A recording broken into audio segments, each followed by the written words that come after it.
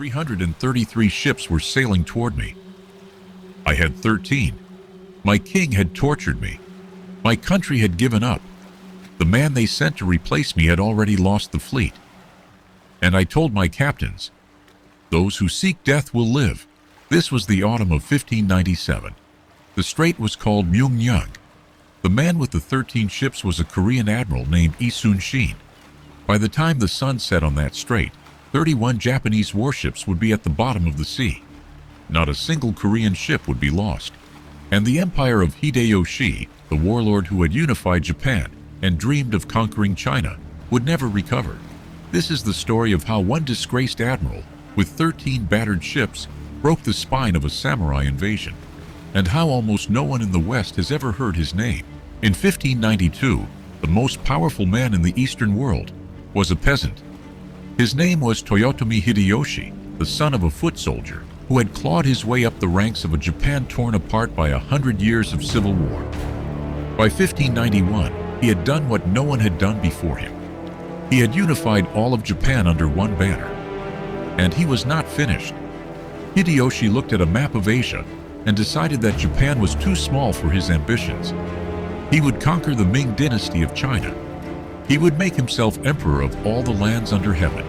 And the only road there ran through one country, Joseon, the kingdom we call today Korea. In April 1592, he sent 158,000 men across the sea. 9 divisions, tens of thousands of arquebuses, matchlock guns the samurai had learned from the Portuguese 50 years earlier. Korea had cannon. Korea had cavalry. Korea did not have guns. In 20 days, Seoul fell. In 2 months, Pyongyang fell. The Korean king Sunjo fled north to the Chinese border with a handful of attendants. The Joseon kingdom, 500 years of dynasty, was on the verge of disappearing from the map. But Hideyoshi's entire war depended on the sea. His armies could march through Korea. They could not feed themselves there. Every grain of rice, every musket ball, every barrel of powder had to come by ship from Kyushu, across the strait, up the western coast of Korea, into the base supply ports. Cut that lifeline, and the largest invasion force in Japanese history would starve. One man understood this before anyone else. Lee Sun-shin was 47 years old in 1592. He had failed the military examination once.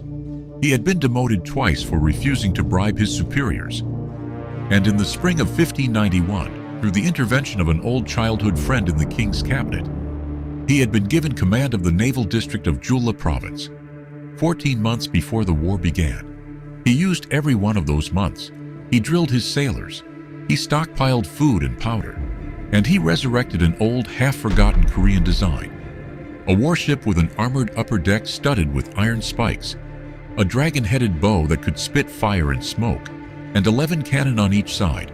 The Koreans called it the Ga-buk-soon. The world would come to call it the turtle ship.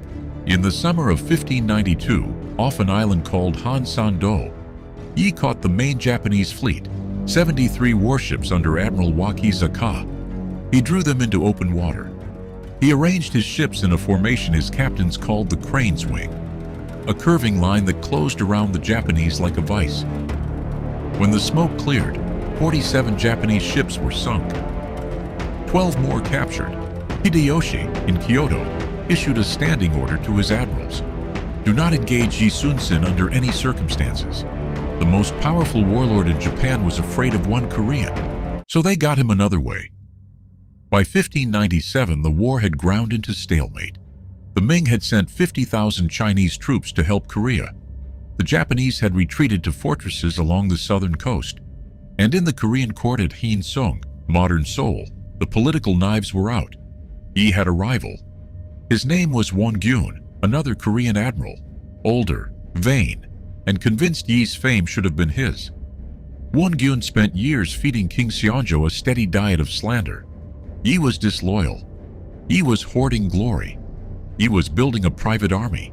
The king, paranoid, exiled from his own capital, surrounded by a court that blamed him for the war, began to listen. Then in January 1597, a Japanese double agent named Yo Shi-ra crossed into Korea with a piece of intelligence. The samurai general Kato Kiyomasa, he said, would cross the strait on a specific day, at a specific place. He could ambush him at sea, a single battle to end the war. He looked at the intelligence and refused to move. It was a trap. The man delivering it was a known Japanese agent. The dates did not check out. The court interpreted his refusal as treason. In February 1597, he was arrested. He was hauled to Hansando. He was tortured, beaten with heavy wooden rods, a punishment that killed most men who received it. Only the desperate intervention of his old friend Noryang, the king's chief minister, saved his life. The king commuted Yi's death sentence. Instead, the most celebrated naval commander in Korean history was stripped of his rank, dressed in the white robes of a mourner. His mother had died while he was in prison, and ordered to march to the front as a common foot soldier. Command of the Korean Navy passed to Won-gyun. 6 months later, on the night of August 27, 1597, Won-gyun led the Korean fleet, 200 ships strong, into a Japanese ambush in a strait called Chulchulyang. He had ignored every report from his scouts. He had ignored every warning.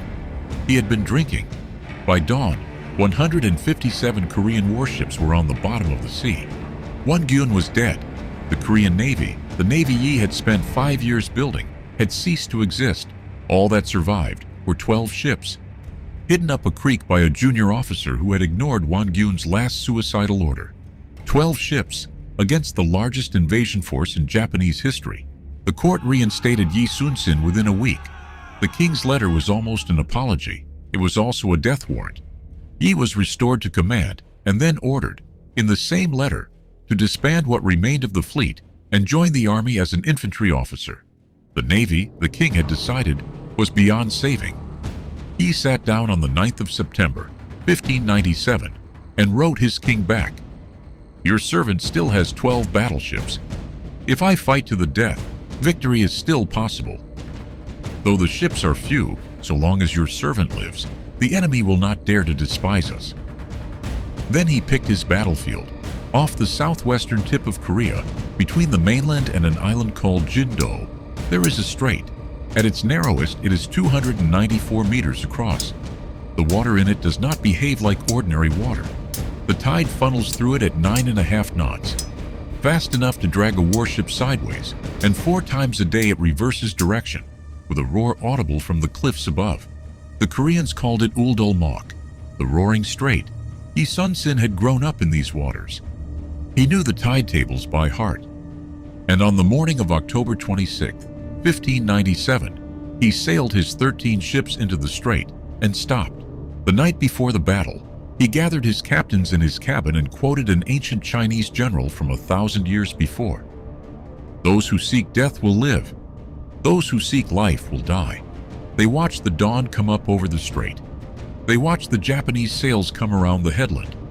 333 of them, packed gunwale to gunwale, an entire ocean of wood.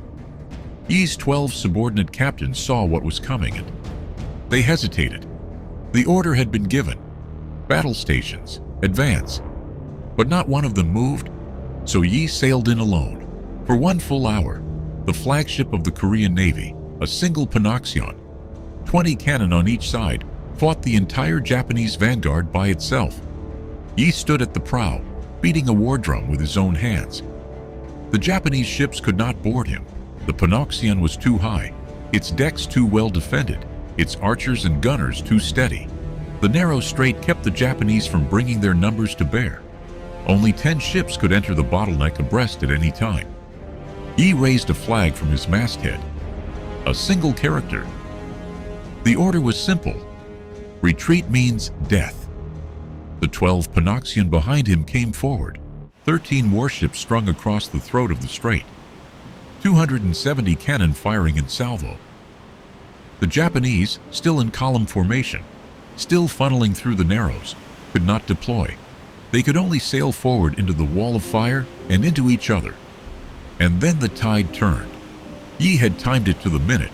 At the height of the battle, the tidal current in the strait flipped, and 10,000 tons of Japanese warship were suddenly being pushed back into the open sea against their will. They collided. They tangled. They capsized. The Japanese commander Kurushima Michifusa was struck dead on the deck of his flagship by a Korean arrow.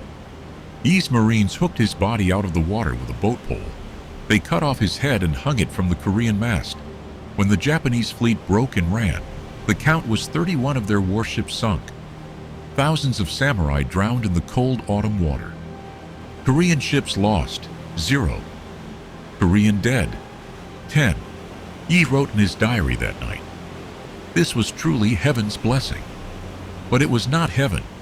It was 14 months of preparation, 5 years of war, the tide tables memorized in childhood, and the strange courage of a man who had already been broken once, and who had decided that being broken did not mean he was finished.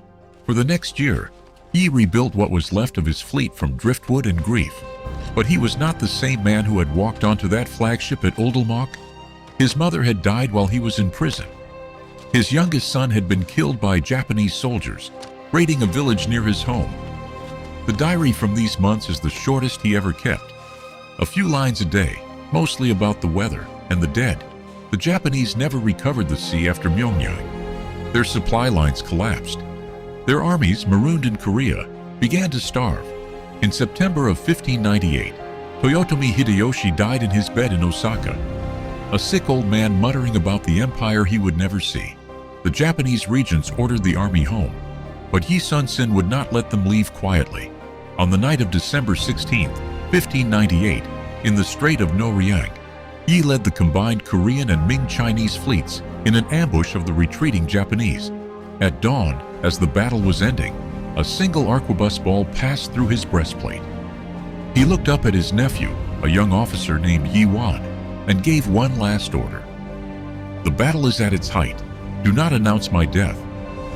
Yi Wan put on his uncle's armor. He took up his uncle's drumsticks, and he beat the war drum until the Japanese were gone. Yi Sun-sin won 23 naval battles in his career and never lost a single one. The Japanese sealed themselves off from the world for 250 years after Imjin. Korea remembers him on coins, on stamps, in the name of its capital, Central Square. The West remembers almost nothing. Next time on Echoes of the East, the two sisters who lit the first fire of Vietnamese independence 1,000 years before Tran Hung Da was born. Subscribe, and we will see you on the river.